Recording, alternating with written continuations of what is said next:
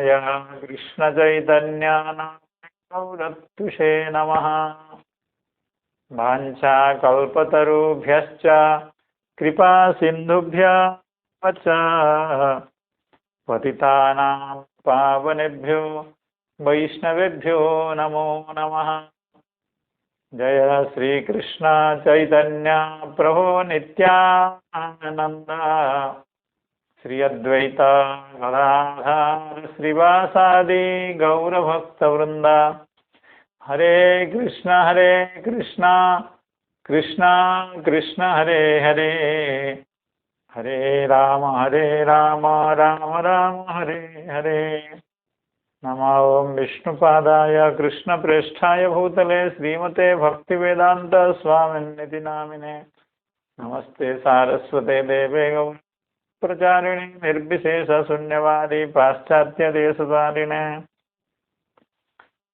प्रातःकालीन इस कथा सत्र में समवेत समस्त भक्तजनों, संतजनों, विद्वज्जनों श्रीमद् भागवत कथा रस पिपासु सुधीजनों के चरणों में मैं अनंत प्रणाम निवेदन करता हूँ।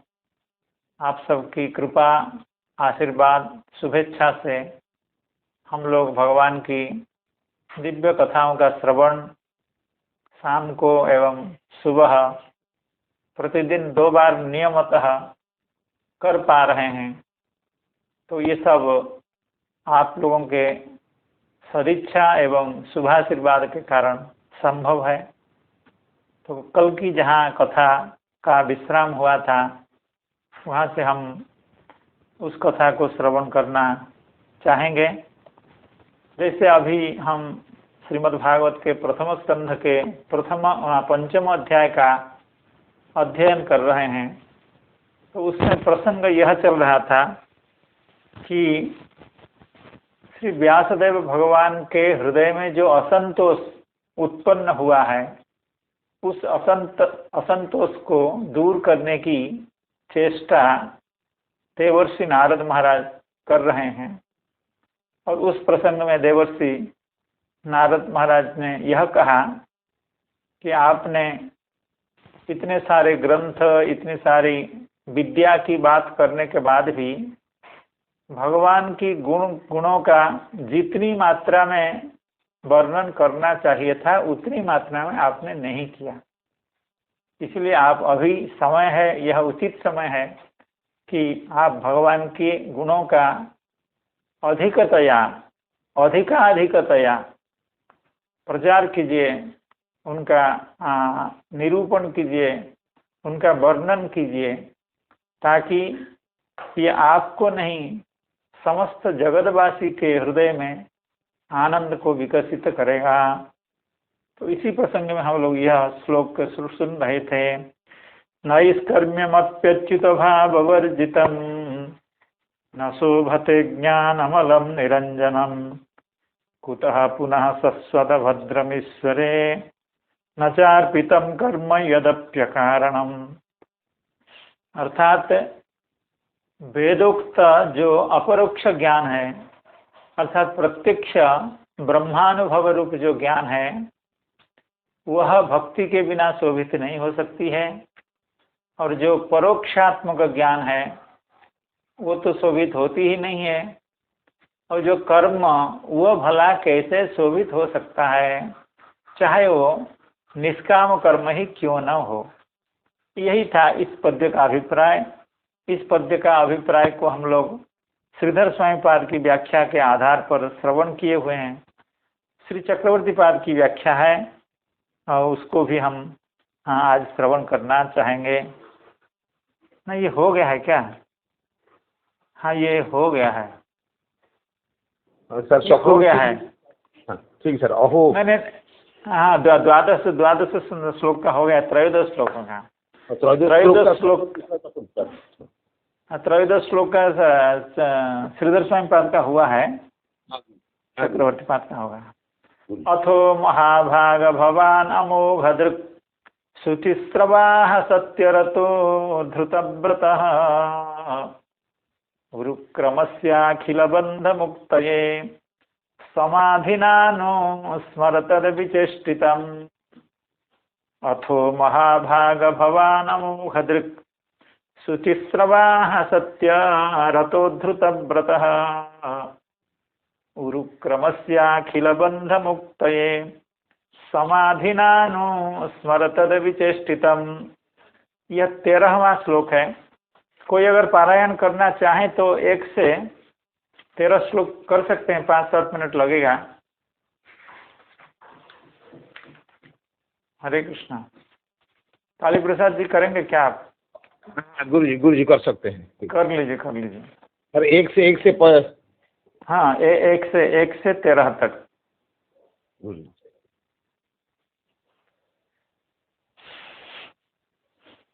अथ पंचमोऽध्यायः। सूत उवाच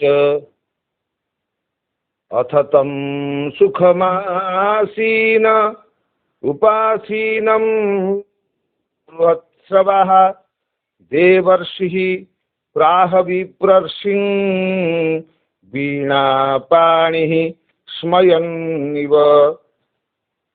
नारद उवाच पाराशर्य महाभाग भवतः कच्चिदात्मना परितुष्यति शारीर आत्मा मानस एव वा।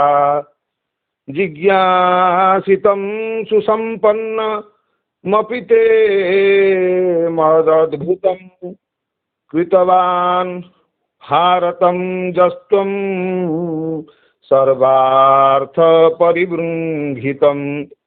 जिज्ञासितमधीतं च यत्तद् ब्रह्म सनातनम् अथापि स्वचस्यात्मानम् अकृतार्थैव प्रभो। व्यास उवाच अस्त्येव मे सर्वमिदं त्वयोक्तं तथापि नात्मा परितुष्यते मे तन्मूलमव्यक्तमगाधबोधं पृच्छामहे त्वात्मभवात्मभूतं। स वै भवान् वेद समस्तगुह्य मुपासितो यत्पुरुषः पुराणः परावरेषु मनसैव विश्वं सृजत्यवत्यत्ति गुणैरसङ्गः। त्वं पर्यटन्नर्कैव त्रिलोकी मन्तश्चरो वायुरिवात्मसाक्षी। परावरे ब्रह्मणि धर्मतो व्रतैः स्नातस्य मे न्यूनमलं विचक्षो। श्रीनारद उवाच भवतानुदितप्रायं यशो भगवतो मलं जेनैवासो न तुष्येत मन्ये तद्दर्शनं खिलं। मन्ये तद्दर्शनं खिलं। यथा धर्मादयश्चार्था मुनिवर्यानुकीर्तितः न तथा वासुदेवस्य महिमा ह्यनुवर्णितः। न यद्वचः चित्रपदं हरेर्यशो जगत्पवित्रं प्रगृणीत कर्हिचित् तद्बायसं तीर्थमुसन्ति मानसा न यत्र हंसा निरमन्त्यु शिक्षयाः। तद्वाग्विसर्गो जनताघविप्लवो यस्मिन् प्रतिश्लोकमवद्धवत्यपि नामान्यनन्तस्य यशोऽङ्कितानि यत् शृण्वन्ति गायन्ति गृह्णन्ति साधवः। नैष्कर्म्यमप्यच्युतभाववर्जितं न शोभते ज्ञानमलं निरञ्जनम्। कुतः पुनः शश्वदभद्रमीश्वरे न चार्पितं कर्म यदप्यकारणम्। अथो महाभाग भवान् अमोघदृक् शुचिस्रवा सत्यरतो धृतव्रता अथो महाभाग भवान अमोघ दृक् शुचिस्रवा सत्यरतो धृतव्रतः उरुक्रमस्याखिल बंध मुक्तये उरुक्रमस्याखिल बंध मुक्तये समाधिनानु स्मरतद विचेष्टितम् समाधिनानु स्मरतद विचेष्टितम्। जय जय। नारद महर्षि कह रहे हैं अखिल बंध मुक्तये। यहाँ अखिल बंध शब्द में दो तरह का समास है, कोई कहेंगे क्या?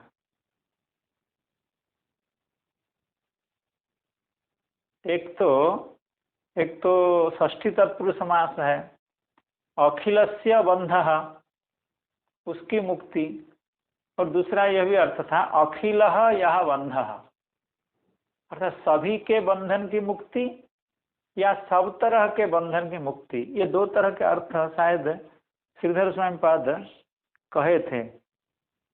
हाँ, लीलाम समाधिना चित्तैकाग्र्येण अखिलस्य बंधस्य मुक्तये त्वम अनुस्मर। त्वम शायद चक्रवर्ती पाद इसको कहेंगे। तो अखिल बंध मुक्तये। अब हम श्री चक्रवर्ती के पाद की व्याख्या का अनुसरण करते हैं। सत्यम तर्हि अच्युते भावः एव सर्वोत्कृष्टत्वेन तव अभिमतः सच तन्नाम लीला कीर्तन श्रवणादिभिरेव भवति। अर्थात हे देवर्षि नारद, हे ब्रह्मपुत्र नारद, आपने हमारी समस्या का अनुसंधान करके आप जो समाधान दे रहे हैं कि अच्युते भाव एव सर्वोत्कृष्टत्वेन तव अभिमतः, आप हमको यह कह रहे हैं कि भगवत भाव ही समस्त धर्मों में श्रेष्ठ धर्म है, समस्त कर्तव्यों में श्रेष्ठ कर्तव्य है, समस्त ज्ञानों में श्रेष्ठ ज्ञान है, ताकि भगवान के प्रति भाव उत्पन्न हो जाए, भगवान के प्रति भक्ति उत्पन्न हो जाए, यह आप बता रहे हैं। सत्यम तर्हि अच्युते भाव एव सर्वोत्कृष्टत्वेन तव अभिमतः। यहाँ देखिए, नारद महर्षि को गुरु के रूप में स्वीकार कर रहे हैं श्री व्यासदेव, और ये भी कह रहे हैं तव अभिमतः। अर्थात मैंने कई बार इससे पहले कहा है कि युष्मत् शब्द का और भवत शब्द का जो हम लोग भेद कर रहे हैं, वह भेद शायद प्राचीन काल में नहीं था। यहाँ तक कि श्री चक्रवर्ती पाद तक का भी, श्री चक्रवर्ती पाद जब कब 350 साल होगा या, तो इससे उस समय तक भी युष्मत् शब्द एवं भवत शब्द के अर्थ में शायद इतना पार्थक्य नहीं था। इसलिए श्री व्यासदेव भगवान श्री नारद महर्षि को कहते हैं तब अभिमतः, तुम्हारा अभिमत है। सत्यम तर्हि अच्युते भाव एव सर्वोत्कृष्टत्वेन तब अभिमतः। तब अच्युत भाव कैसे होता है? सच तन्नाम लीला कीर्तन श्रवणादिभिरेव। भगवान में भाव, भगवान के प्रति प्रेम कैसे उत्पन्न होगा? न तन्नाम लीला कीर्तन श्रवणादिभिरेव। अर्थात श्रवणम कीर्तनम विष्णु, यह जो प्रहलाद महाराज जी की उक्ति है, भगवान के नाम लीलादि का श्रवण कीर्तन यही पहली भक्ति है। अर्थात इसी को आरंभ करके, इसी के आधार पर ही अन्य अन्य भक्तियां भी विकसित होती हैं। लेकिन ये दो भक्ति, भगवत कथा नाम आदि का श्रवण एवं कीर्तन, यही आधार स्तंभ है, यही मूल है। तो तन्नाम लीला कीर्तन श्रवणादिभिरेव भवति। क्या भवति? न भावः भवति। तत्र नाम रामकृष्ण इत्यादि प्रसिद्धमेव। श्री व्यासदेव भगवान कहते हैं कि भगवान का नाम का कीर्तन और लीला का कीर्तन, नाम का श्रवण, लीला का श्रवण। तो नाम के बारे में तो मैं कुछ जानता हूँ, अर्थात भगवान का नाम श्री राम है, श्री कृष्ण है, श्री संकर्षण है, अच्युत है, केशव है, माधव है इत्यादि, विष्णु है, ये सब भगवान का नाम तो प्रसिद्ध हैं। तत्र नाम रामकृष्ण इत्यादि प्रसिद्धमेव। लीला कीदृशी तव अभिमता ताम उपदिश इति अपेक्षायाम आह अथो। हे हे हे हे देवर्षि नारद महाराज, आप चाहते हैं कि मैं भगवान की लीलाओं का कीर्तन करूं, भगवान के नामों का गुणानुवाद करूं बार बार। तो नाम के बारे में तो मुझे ज़्यादा संदेह नहीं है, हम जानते हैं भगवान के अनंत नाम होते हैं। लेकिन आप हमारे से कैसी लीला भगवान का निरूपण कराना चाहते हैं? आप जिस लीला का निरूपण हमारे से कराना चाहते हैं वो भगवान की कौन सी लीला? भगवान की तो अनंत अनंत लीलाएं होती हैं। अनंत अवतार में, अनंत ब्रह्मांड में भगवान अनंत लीला करते हैं। तो उसका भी आप कुछ हमको दिग्दर्शन दीजिए कि मैं भगवान की किस लीला का निरूपण करूं। लीला कीदृशी तव अभिमता ताम उपदिश। यहाँ भी फिर से यही मध्यम पुरुष, उस लीला का आप उपदेश कीजिए। इति अपेक्षायामाह अथो महाभाग भवान अमोघ दृक् शुचिस्रवाः सत्यरतो धृतव्रतः उरुक्रमस्याखिलबन्धमुक्तये समाधिनानुस्मर तद विचेष्टितम्। यह उत्तर है श्री नारद महर्षि का श्री भगवान व्यासदेव के प्रति। अर्थात देखिए व्यासदेव, हे व्यासदेव, आप अमोघ दृक् हैं। अमोघ का मतलब हुआ अव्यर्थ, दृक् का मतलब हुआ ज्ञान। अर्थात आपका ज्ञान अव्यर्थ ज्ञान है।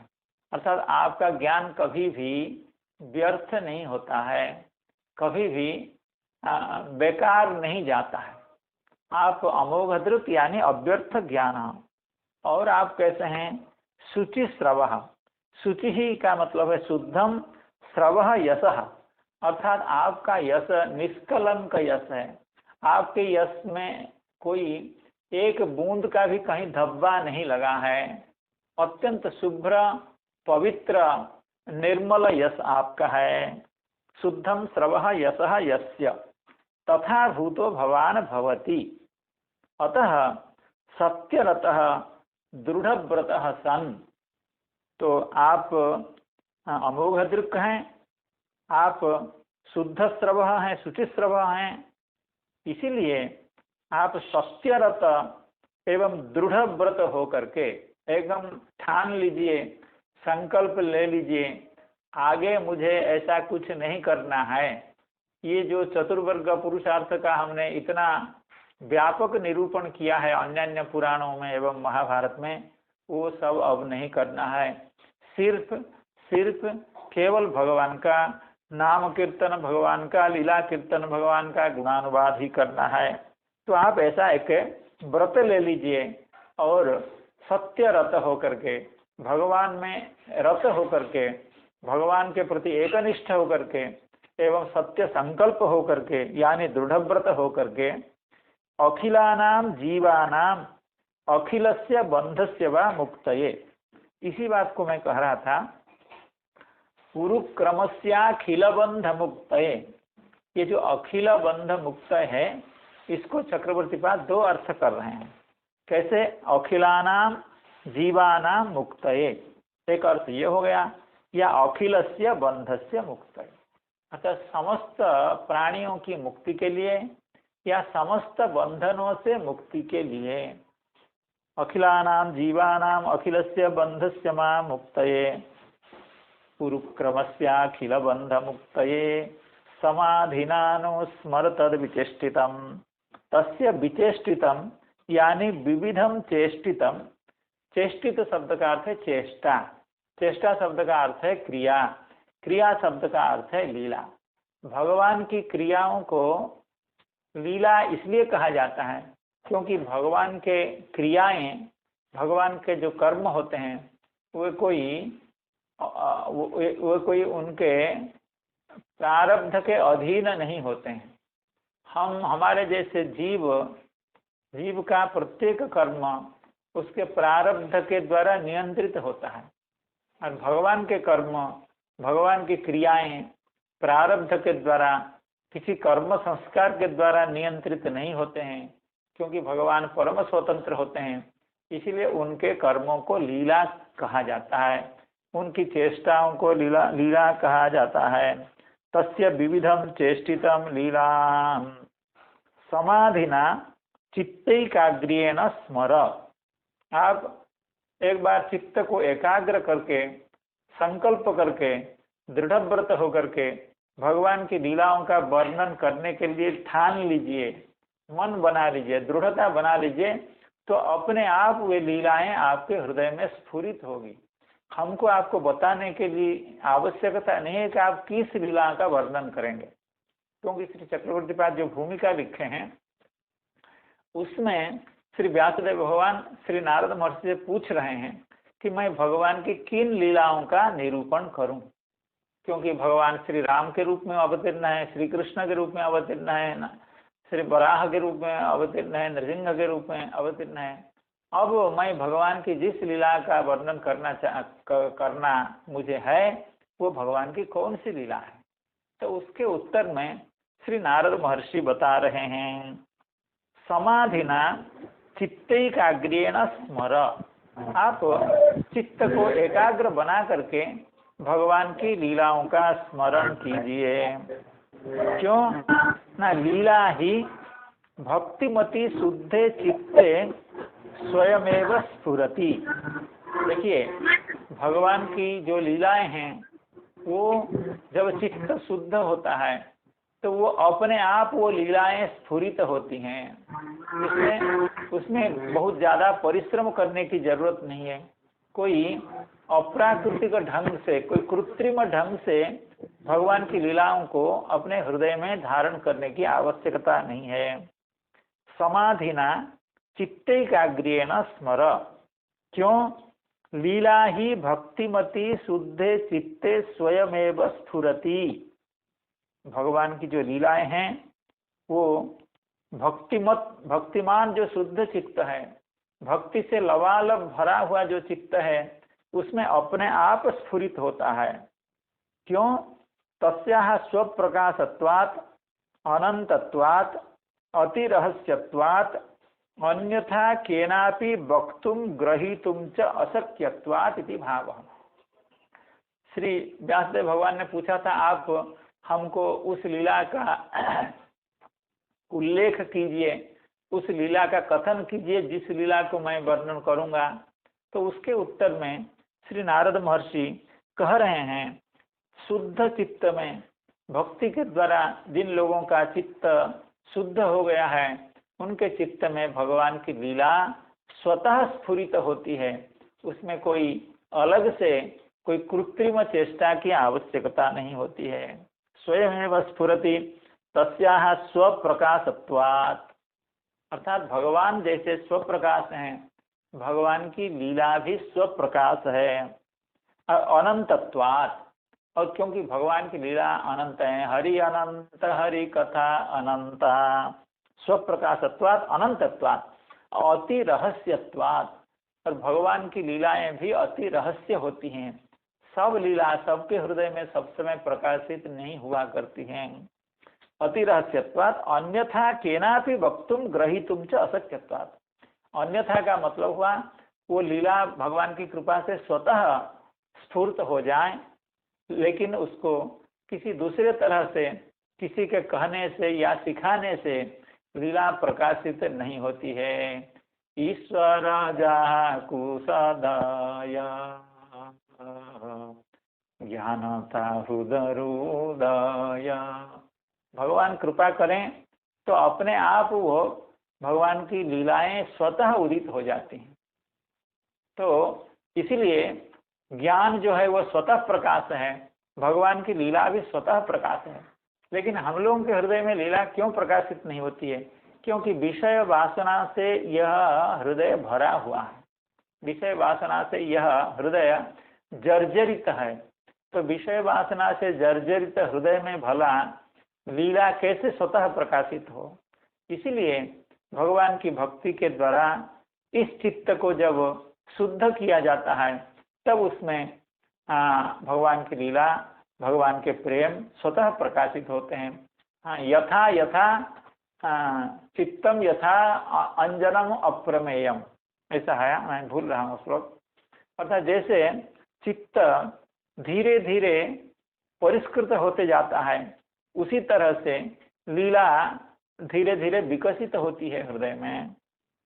इसीलिए उसको हम आपको ग्रहण नहीं करा सकते हैं या कह भी नहीं सकते हैं। आप केवल समाधि के द्वारा शुद्ध चित्त में उन लीलाओं का स्मरण कीजिए, केवल लीलाओं का निरूपण करने की कामना बनाइए हृदय में, वे लीलाएं अपने आप स्फुरित होती हैं।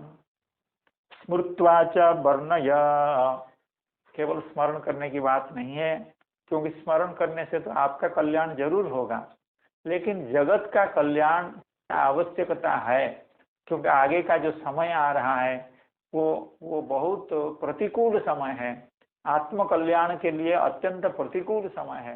इसलिए आप अपने हृदय में उन लीलाओं को स्मरण करने के बाद आप उसको जगत कल्याण के लिए, प्राणियों के कल्याण के लिए, मनुष्यों के कल्याण के लिए उसको प्रकाशित कीजिए। तदेव अमोघ दृक्त्वम शुद्ध यशस्त्वम अन्यथा नैवेति भाव। अर्थात श्री नारद महर्षि कह रहे हैं, पहले तो संबोधन कर रहे हैं कि आप शुचिश्रवा हैं और अमोघ दृक् हैं, लेकिन आप सही अर्थ में अमोघ दृक् एवं शुचिश्रवा तभी हो पाएंगे जब आप भगवान की इन लीलाओं का निरूपण करेंगे। तदेव अमोघ दृक्त्वम शुद्ध यशस्त्वम अन्यथा नैव, ये भी सावधान कर रहे हैं। अर्थात अगर आप ऐसा न करें, भगवान की लीलाओं का प्रकाश न करें, तो आप अमोघ दृक् नहीं हो सकते हैं और शुचिश्रवा नहीं हो सकते हैं। अर्थात आपको हमने अभी जो अमोघ दृक् कह करके आपका संबोधन किया, शुचिश्रवा कह करके संबोधन किया, ये तब ही संभव है। अर्थात ये तभी ये शब्द आपके लिए सार्थक होंगे जब आप भगवान की लीलाओं का जगत कल्याण के लिए निरूपण करेंगे। तदेव अमोघ दृक्त्वम शुद्ध यशस्त्वम अन्यथा न एव नैव, अगर ऐसा ना करें तो आप अमोघ दृक् नहीं है और शुचिश्रवा भी नहीं है। अब चक्रवर्ती पाद एक नई तरह से इस व्याख्या को करना चाहते हैं। यद्वा यद्वा अमोघे दृशौ नेत्रे यस्य शुचिनी स्रवसी कर्णौ यस्य इति काचित लीला नेत्राभ्याम दृष्टा काचित कर्णाभ्याम श्रुता च। अर्थात श्री चक्रवर्ती पाद यह कहना चाहते हैं, यह जो दो विशेषण है कि श्री व्यासदेव भगवान का दो विशेषण है, शुचिश्रवाहा और अमोघ दृक्, यह विशेषण, दोनों विशेषण कुछ तात्पर्य वहन करते हैं, कुछ विशेष तात्पर्य है। क्या तात्पर्य है? न अमोघे दृशौ यस्य, अर्थात जिस व्यक्ति के दृक् यानी नेत्रे, दृशौ यानी नेत्रे अमोघे होते हैं, अर्थात अव्यर्थ होते हैं, यानी सफल होते हैं। और शुचिश्रव, श्रव शब्द का एक अर्थ यह भी है कर्ण। पहले श्रव शब्द का तो अर्थ था कीर्ति, और श्रव शब्द का एक अर्थ यह भी है कर्ण। शुचिनी यानी पवित्र दो कर्ण जिनके हैं वे शुचिश्रवा। अर्थात हे व्यासदेव, आप अमोघ दृक् भी हैं और शुचिश्रवा भी हैं। तो इसका क्या तात्पर्य है? तात्पर्य यह है, काचित लीला नेत्राभ्याम दृष्टा, अर्थात अभी तक आपने जितनी साधनाएं की हैं या भगवान के अनुभव आपको जितना हुआ है, उतने में भी आपने भगवान की कई ऐसे लीलाओं का दर्शन साक्षात अपने नेत्रों से की है। लीलाओं का दर्शन आपने अपने नेत्रों से ही किया है, इसलिए आप अमोघ दृक् हैं। और शुचिश्रव इसलिए हैं काचित कर्णाभ्याम श्रुताच, अभी तक इस अवतार में आपने भगवान के अनेकानेक लीलाओं का साक्षात दर्शन किया है और कई लीलाओं का आपने दूसरों से श्रवण किया है, अर्थात लीलाओं को आपने सुना है। तथा च, तो ये तो हो गया, ये दो तरह की लीला आपको मालूम है। आपने कई लीलाओं का साक्षात दर्शन किया है और कई लीलाओं का आपने साक्षात श्रवण किया है। और सत्य रत और धृतव्रत, इसका कहने का क्या मतलब है? श्री चक्रवर्ती पाद थोड़ा सा अलग से इस बात को समझाना चाहते हैं। सत्यरत इति धृतव्रत इति आसक्ति निश्चय सूचिताभ्याम मनोबुद्धिभ्याम। अर्थात सत्यरत इस शब्द से और धृतव्रत इस शब्द से यथाक्रम आसक्ति का एवं निश्चय का बोध होता है। एक बार और श्रवण करें। सत्यरत शब्द से आसक्ति अर्थ का परिप्रकाश होता है। सत्य रत कहने से सत्य के प्रति जिसकी आसक्ति हो, अर्थात सत्य रत शब्द से आसक्ति वाली एक बात है, उसका बोध होता है। अर्थात आसक्ति रूप अर्थ का इंगित इसमें है सत्य रत शब्द से। और धृतव्रत शब्द में निश्चय का इंगित है। अर्थात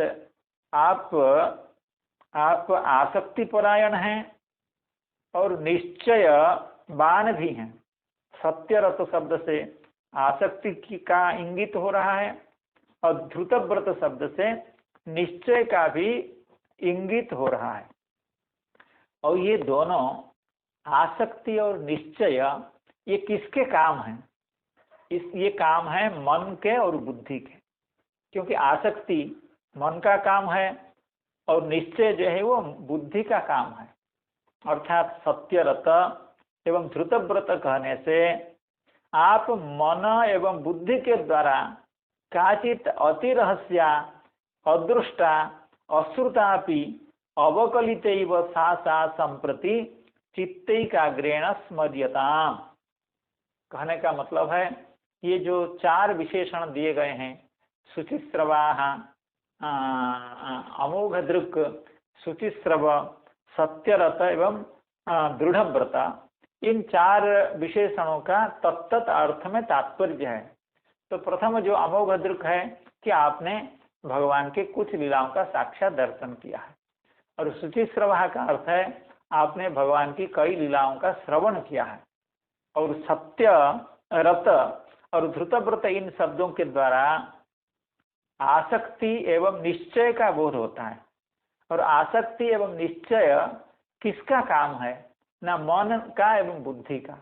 अर्थात आप अपने मन से एवं बुद्धि से भगवान की जो अदृष्ट लीलाएं हैं, जो अश्रुत लीलाएं हैं, जिन लीलाओं का आपने की कहीं से सुना भी नहीं है, आपने कहीं प्रत्यक्ष भी नहीं किया है, ऐसी भी लीला आपके मन एवं बुद्धि में स्वतः प्रकाशित हो जाएंगी। लेकिन आप उसका प्रयास करें, उसका संकल्प करें, तो ऐसे मन एवं बुद्धि में प्रकाशित होने वाली जो लीलाएं हैं, सा सा संप्रति चित्तैकाग्रेण स्मर्यताम। चित्त की एकाग्रता के द्वारा आप उन लीलाओं का स्मरण कीजिए। स्मृत्वा च वर्ण्यताम तत्र अनुस्मर इति परम मध्यम पुरुषो वाक्य भेदात। अर्थात इस तरह से श्री चक्रवर्ती पाद व्याख्या कर रहे हैं कि आपकी जो इंद्रियाएं हैं एवं मन बुद्धि हैं, उन सबको लगा करके आप भगवान की लीलाओं का स्मरण करने की चेष्टा करें एवं आपके हृदय में विकसित जो प्रकाशित जो लीलाएं हैं उनका आप वर्णन करें। और श्री श्रीधर स्वामी पाद जैसे बता रहे थे, अनुस्मर, यह जो मध्यम पुरुष है तो वो भी वाक्य भेद से, अर्थात पहले तो कह दिया भगवान अमोघ दृक् और उसके बाद कहते हैं अनुस्मर, तो उत्तम पुरुष और प्रथम पुरुष एवं मध्यम पुरुष का एक ही पद्य में दो तरह से व्यवहार करने का यह मतलब है कि यहाँ वाक्य भेद है। अर्थात ये दो वाक्य हैं, दो वाक्य होने से एक वाक्य में हम भगवान कह करके बुला रहे हैं और दूसरे वाक्य में हम उनको त्वम कह करके बुला रहे हैं। लेकिन हम बार बार इसका जिक्र कर रहे हैं कि दोनों के अर्थ में कोई तात्पर्य भेद नहीं है। इसलिए जिस व्यक्ति को हम भगवान कहते हैं, भवन कहते हैं, उसी को त्वम अगर कहें तो अभी हम लोगों की दृष्टि से लगता है कि कुछ असामंजस्य है, लेकिन प्राचीन काल में की जो संस्कृत भाषा है उसमें ऐसा असामंजस्य नहीं है।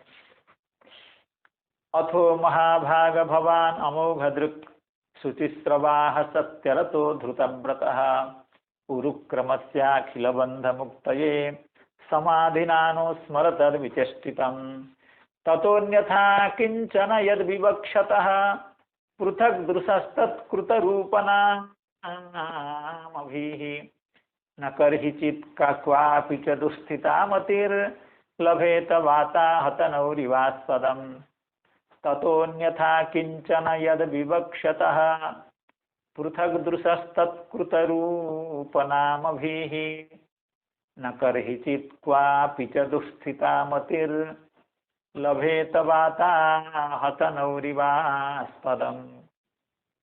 यहाँ भी आप लोगों को याद होगा जो पहले जो 2 श्लोक थे, तद्वा यशम तीर्थम उसंति मानसा तद्वाग विसर्गो जनता विप्लवो, यह कहा गया था व्यतिरेकेण एवं अन्वयेन भगवान के गुण कीर्तन का महात्म्य किया जाता है। अर्थात पहले श्लोक में व्यतिरेकेण न यद बचश्चित्रपदम हरेर्यशो जगत पवित्रम प्रगृणीत गर्हिचेत् तद्वा यशम तीर्थमुशंति मानसा न यत्र हंसा निरमंति शिक्षया। अर्थात यह व्यतिरेकेण, अर्थात अगर भगवान का यशोगान न हो तो वो उस साहित्य की अवस्था, उस वचः, उस वाणी की अवस्था क्या होती है ये बताया गया था। और दूसरे श्लोक में अन्वयन बताया गया था, अर्थात अगर भगवान का गुण कीर्तन हो तो वो वाणी चाहे टूटी फूटी भले हो, विभिन्न दोषग्रस्त भले ही हो, लेकिन भगवान का गुण कीर्तन होने के नाते वह वाणी, वह रचना, वह साहित्य, वह भाषा समस्त भक्तों के द्वारा, समस्त बुधजनों के द्वारा आदृत होती है। अर्थात व्यतिरेकेण एवं अन्वयेन भगवान के गुणानुवाद का महात्म्य को कहा गया था। यहाँ भी उसी तरह की बात है। अर्थात यहाँ अथो महाभाग भवान अमोघ दृक् शुचिस्रवाः सत्यरतो धृतव्रतः, यहाँ पर इसमें अन्वयन कहा गया है, अर्थात आप भगवान का गुणानुकीर्तन कीजिए। और दूसरे श्लोक में अभी जिसका हम लोग अध्ययन करने जा रहे हैं, ततोन्यथा किंचन यद विवक्षतः पृथग्दृशस्तत्कृतरूपनामभिः न कर्हिचित् क्वापि च दुःस्थिता मतिर्लभेत वाताहतनौरिवास्पदम्। इस श्लोक में व्यतिरेकेण कहा गया है। और अगर भगवान का गुण कीर्तन नहीं है, भगवान को छोड़ करके दूसरे विषयों का अगर निरूपण किया जाता है, दूसरे विषयों का चिंतन किया जाता है, तो क्या समस्या होती है। यह व्यतिरेकेण भगवान के गुण कीर्तन का महात्म्य बताया जा रहा है। तो इसको ततोन्यथा किंचन यद विवक्षतः पृथग्दृशः तत्कृतरूपनामभिः न कर्हिचित् क्वापि जतुस्थिता मतिर्लभेत वाताहतनौरिवास्पदम्। कहते हैं वाताहतनौः इव, वात के द्वारा अर्थात प्रचंड बात्या के द्वारा, अर्थात तूफान के द्वारा आहत जो नौ है, समुद्र में नौका जा रही है या गंगा जी में या यमुना जी में नौका जा रही है, उस बीच से अगर प्रचंड बात्या आ जाए, झड़ आ जाए, तूफान आ जाए, तो उस नौका की दुर्दशा जो होती है, उस नौका की जो गति होती है, वाताहत नौः इव, बात के द्वारा आहत अर्थात प्रतिहत जो नौका है उस तरह आस्पदम न लभते, कहीं स्थिरता को प्राप्त नहीं करती है। अर्थात जैसे वैसी नौका समुद्र में जाने वाली, समुद्र में विचरण करने वाली नौका जैसे तूफान के कारण आहत होकर के तूफान के द्वारा ग्रस्त होकर के कहीं भी आस्पदम न लभते, आस्पद का मतलब है एकत्र स्थिति, कहीं रुक नहीं पाती है, कहीं रह नहीं पाती है, एक जगह खड़ी नहीं रह पाती है, अर्थात अंततोगत्वा नौका उस समुद्र में डूब जाती है। और नौका के जो परिचालक होता है या नौका में जो बैठ करके संतरण करने वाले होते हैं वे डूब जाते हैं। तो बाता हत नौहु इव आस्पदम न लभते के, कौन कौन कौन आस्पदम न लभते ना मति ही, अर्थात चित्त मन आस्पदम न लभते, मन स्थिरता को प्राप्त नहीं करता। यही आपकी समस्या है हे व्यासदेव भगवान, आपकी जो समस्या है वो यही समस्या है कि आपके चित्त आस्पदम न लभते, स्थिरता न लभते, प्रसादम न लभते, प्रसत्तिम न लभते।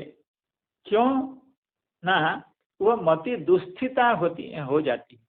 दुस्थिता का मतलब है उसकी स्थिति दृढ़ नहीं होती है, वो इधर उधर मति भागती है। जैसे हम लोगों की मति, हम लोगों की बुद्धि कितनी भागती है, कहाँ कहाँ संसार में भागती है। तो उस तरह से मति जब दुस्थित हो जाती है तो वो आस्पदम न लभते, कैसे, बाता हत नौ रिव।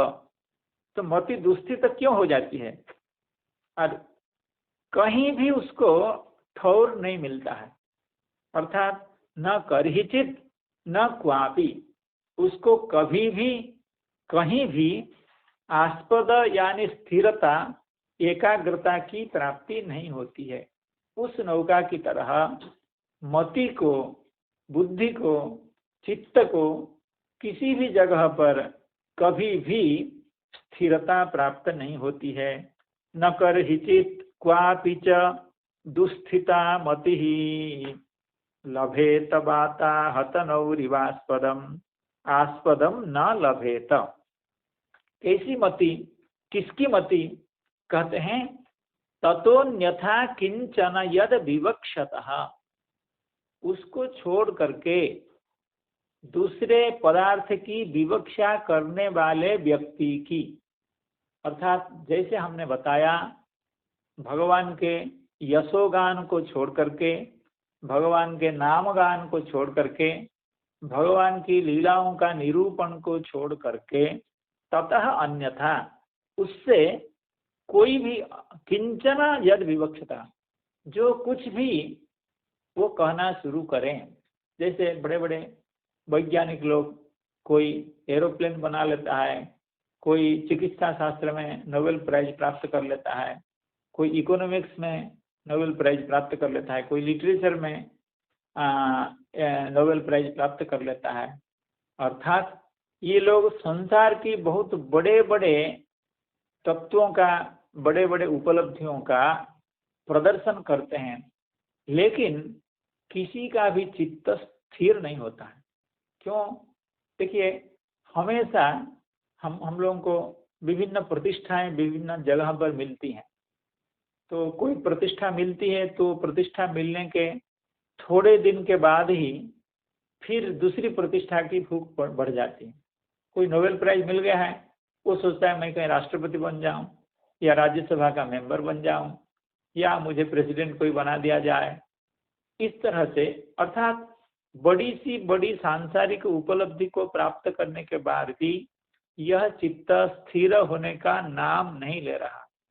जिस उपलब्धि को हम लोग जीवन में अत्यंत असंभव मानते थे, अर्थात कभी सोचे भी नहीं थे, उस तरह की उपलब्धि को प्राप्त करने के बाद भी चित्त उसी तरह से भूखा रहता है कि आगे क्या है, आगे क्या है, इसके बाद क्या मिलेगा, इसके बाद क्या मिलेगा। अर्थात जैसे कुत्ते की तरह, जैसे कोई कुत्ता वो इस घर से उस घर में, उस घर से उस घर में विभिन्न जगह पर भ्रमण करते रहता है, जीव का चित्त भी उसी तरह से प्रतिष्ठा के पीछे, इंद्रियों को सुख देने के पीछे, अपने को समाज में बड़ा, अपना प्रभुत्व विस्तार करने के लिए क्या क्या नहीं करता है। इसीलिए श्री नारद महर्षि कह रहे हैं ततोन्यथा किंचन यद विवक्षत, भगवान के लीला कीर्तन को छोड़ करके, भगवान के गुणानुवाद को छोड़ करके, संसार में कोई भी व्यक्ति कोई भी दूसरा काम कितना भी कर ले, ततोन्यथा किंचन यद विवक्षता, ऐसा व्यक्ति कब करता है?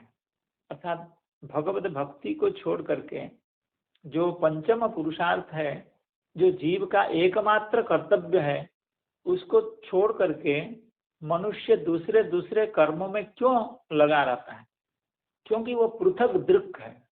पृथक दृक् का मतलब है वह अपना सुख विभिन्न जगह पर देखता है।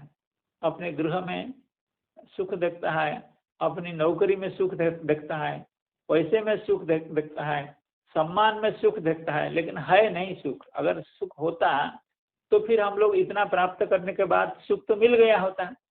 वही परेशानी, वही समस्या जो 30 साल पहले थी, जो 25 साल पहले थी, वही समस्या आज तक क्यों लगी हुई है? तो इसीलिए पृथक दृशा, जो पृथक देखने वाले हैं, अर्थात अपने परमेश्वर को छोड़ करके, भगवान को छोड़ करके, भगवत भक्ति को छोड़ करके दूसरी दूसरी जगहों पर सुख का अन्वेषण करने वाले पृथक दृशा, ऐसे जो व्यक्ति होते हैं उनका चित्त कभी भी स्थिर नहीं होता है। जैसे वाताहत नौहु स्थिर नहीं होती है। एक शब्द और रह गया, तत्कृत रूप नाम भी, अर्थात जो पृथक दृक् होते हैं, अर्थात विभिन्न जगहों पर सुख का अन्वेषण करते हैं, संसार को भगवान से अलग देखते हैं, भगवान का स्वरूप को, भगवान की स्थिति को संसार के समस्त पदार्थों में नहीं देख पाते हैं, ऐसे जो व्यक्ति हैं वे कैसे क्या करते हैं ना, तत्कृत रूप नाम भी, अर्थात वे भी, जो लोग भगवान की भक्ति नहीं करते हैं, वो भी बड़ा बड़ा काम करते हैं। कोई इंजीनियर बन जाता है, कोई डॉक्टर बन जाता है, तो ये ऐसा क्यों करते हैं? तत्कृत रूप नाम भी।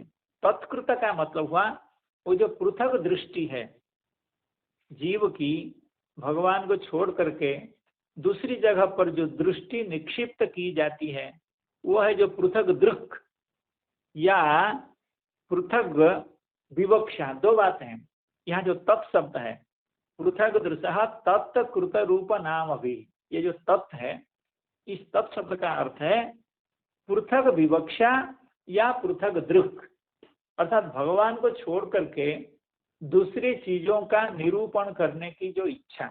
देखिए, ये पूरे विश्व ब्रह्मांड में या पूरे विश्व में जितने साहित्य प्रकाशित होते हैं, यानी जितनी रचनाएं उपलब्ध होती हैं, उसमें से भगवान के गुण कीर्तन का प्रतिशत कितना हुआ करता है? 1% भी नहीं होता है। अर्थात उसको नगण्य है। 2-4 ग्रंथ ही होते जहाँ भगवान के गुणानुवाद या लीला कीर्तन या भक्ति की बात कही जाती है, और दूसरे समस्त ग्रंथों में, समस्त रचनाओं में तो संसार की ही बात कही जाती है, जड़ जगत की ही बात कही जाती है, चेतन की बात तो नहीं कही जाती है। इसीलिए तत्कृत रूप नाम भी का अर्थ हुआ, तत्कृत माने पृथक दृष्टि के कारण किया गया है, या पृथक विवक्षा के कारण किया गया। अर्थात हमको भगवान की कथा नहीं कहनी है, हमको तो भारतीय पॉलिटिक्स की बात कहनी है, इकोनॉमिक्स की बात कहनी है, तो ये हो गया पृथक विवक्षा या पृथक दृश्य। अर्थात जो भगवान को छोड़ करके दूसरे पदार्थ में अपना सुख का दर्शन करते हैं, उसके कारण वो क्या करते हैं? विभिन्न नाम, विभिन्न रूप का वर्णन करते हैं। फिजिक्स हो, केमिस्ट्री हो, एस्ट्रोनॉमी हो, या और जितने भी विषय, सांसारिक विषय हैं, उसमें क्या होता है? पृथक दृष्टि के कारण, पृथक विवक्षा के कारण ऐसे पदार्थों का निरूपण किया जाता है। तो उसके चलते क्या होता है? उसके चलते उसकी मति दुस्थित हो जाती। ये जो उत्तरार्ध में जो शब्द था दुस्थिता मति, मति दुस्थित क्यों होती है ना? तत्कृत रूप नाम भी। तत्कृत अर्थात पृथक दृष्टि के कारण, पृथक विवक्षा के कारण जितने रूप नाम का विवरण दिया गया है, जितने ग्रंथों की रचना की गई है, अर्थात जितना कुछ संसार में किया गया है, उसके चलते जीव की बुद्धि दुस्थित हो जाती है, दूषित हो जाती है, अस्थिर हो जाती है, चंचल हो जाती है। क्या क्या सपने उसको चित्त दिखाने लगता है। इसीलिए अगर भगवान को छोड़ करके दूसरे विषयों का निरूपण किया जाए, संसार का निरूपण किया जाए, संसार को समझने की कोशिश की जाए, तो फिर जीव की बुद्धि दुस्थित हो जाती है, अस्थिर हो जाती है, और वो वाताहत नौ की तरह कहीं भी एकत्र स्थिति को लाभ नहीं कर सकती है। ततोन्यथा किंचन यद विवक्षतः पृथक दृशस्तत्कृतरूपनामभिः न कर्हिचित् क्वापि च दुस्थिता मतिर्लभेत वाताहतनौरिवास्पदम्। ततोन्यथा किंचन यद विवक्षतः पृथक दृशस्तत्कृतरूपनामभिः न कर्हिचित् क्वापि च दुस्थिता मतिर्लभेत वाताहतनौरिवास्पदम्। दुस्थिता मति, मति के दुस्थिति के लिए हेतु कौन है? काली प्रसाद जी।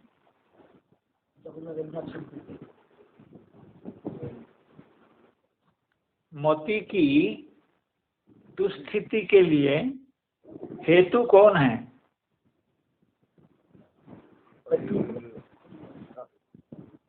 हरे कृष्ण, कोई भी बताएं। मति की दुस्थिति के लिए यही हेतु है। कौन? विषयासक्त। हाँ महाराज जी प्रणाम। विषयासक्ति। ना वो तो है, लेकिन इस श्लोक में हमको वो शब्द निकालना है जिससे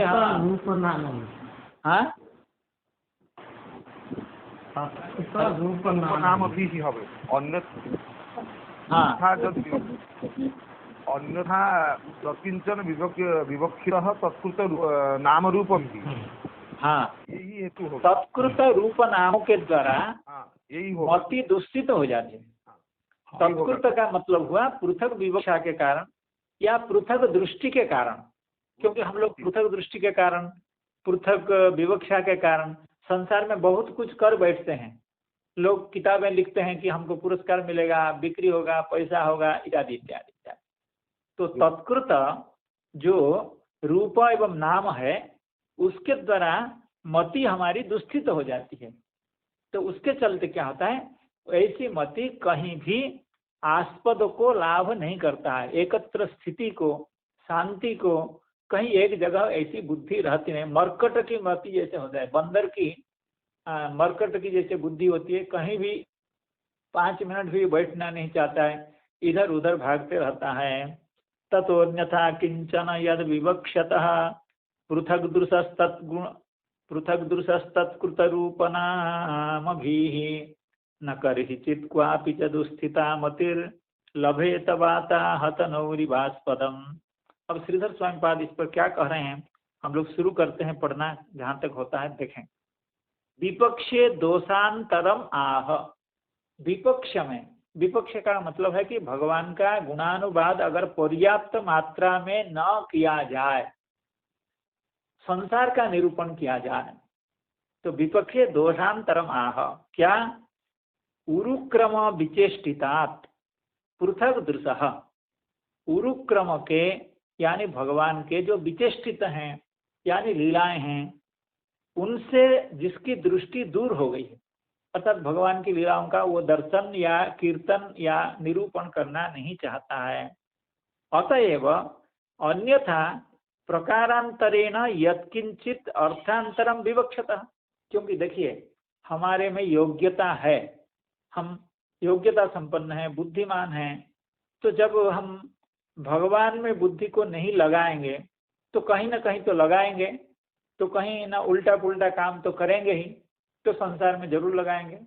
इसीलिए कह रहे हैं पृथक दृष्टा। अतएव अन्यथा प्रकारांतरेण, भगवान के प्रति उसको प्रेम नहीं है, भगवान की कथा नहीं कहना चाहता है, भगवान को देखना नहीं चाहता है, भगवान की कथा सुनना नहीं चाहता है। कोई साधु महात्मा जाकर के उसको कान के में कहे भी तो उसको उपेक्षा कर देता है, वो साधु महात्माओं का अपमान कर देता है। तो ऐसे व्यक्ति फिर अगर बुद्धिमान है, वो कुछ ना कुछ करता तो जरूर है, कुछ करता नहीं है ऐसा नहीं है, वो कुछ करता है। ये प्रकारांतरेण यत्किंचित अर्थांतरम, वो दूसरा दूसरा काम करता है, दूसरी दूसरी रचना करता है, दूसरा दूसरा साहित्य बनाता है। अर्थांतरम विवक्षतः तया विवक्षया कृतैः। श्री स्वामी पाद कह रहे हैं तत्कृत रूप नाम भी, यहाँ तत्शब्द का अर्थ है पृथक विवक्षातः, अर्थात पृथक वस्तु की जो जब विवक्षा होती है, पृथक वस्तु का निरूपण करने का, वर्णन करने का, ग्रंथ लिखने की इच्छा होती है।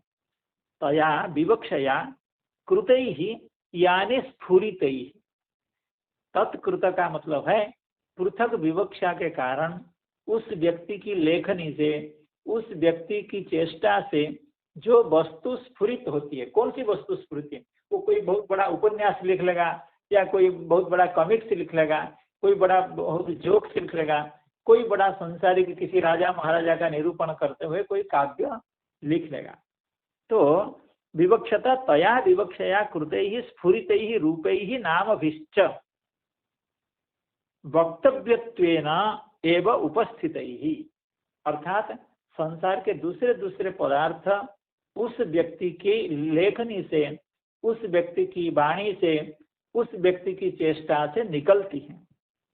ऐसे ऐसे पदार्थों के द्वारा, ऐसे रूपों के द्वारा, ऐसे नामों के द्वारा उसकी मति दुस्थिता हो जाती है। दुस्थिता अनवस्थिता सती मति ही, उसकी मति अनवस्थित होती है, अव्यवस्थित होती है, चंचल होती है, एकत्र आस्पद को, स्थिरता को लाभ नहीं करती है। कदाचित क्वापि विषय आस्पदम स्थानम न लभते, वो एकाग्रता को लाभ नहीं करता है। कैसे? बातें न आहता आघूर्णिता नौरिव, बात के द्वारा आघूर्णित, अर्थात बात जब वो नौका को इधर उधर घुमाता रहता है। तदुक्तम गीतासु व्यवसायात्मिका बुद्धि रेकेह कुरु नंदना बहुशाखा यंताश्च बुद्धयो व्यवसायिनाम इत्यादि। भगवान श्री नंदनंदन ने अर्जुन को समझाते हुए कहा, हे अर्जुना, जो लोग व्यवसायात्मिक होते हैं, अर्थात जिनको बिजनेस करने आता है, उनकी बुद्धि एकाग्रता को प्राप्त करती। बिजनेस करना है कि भगवान के बातों को सुनना, कहना, ये सही बिजनेस, ये सही व्यापार है। तो वो व्यवसायात्मिका बुद्धि एक होती है। और जो लोग अव्यवसायी होती है, जिनको बिजनेस मालूम नहीं है, तो वे संसार की बातें करते हैं।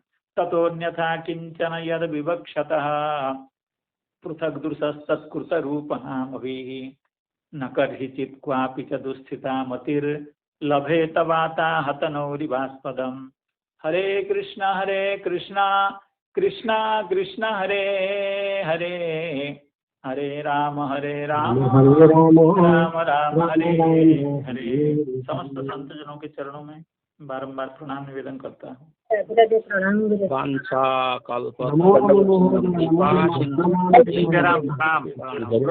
प्रणमामि।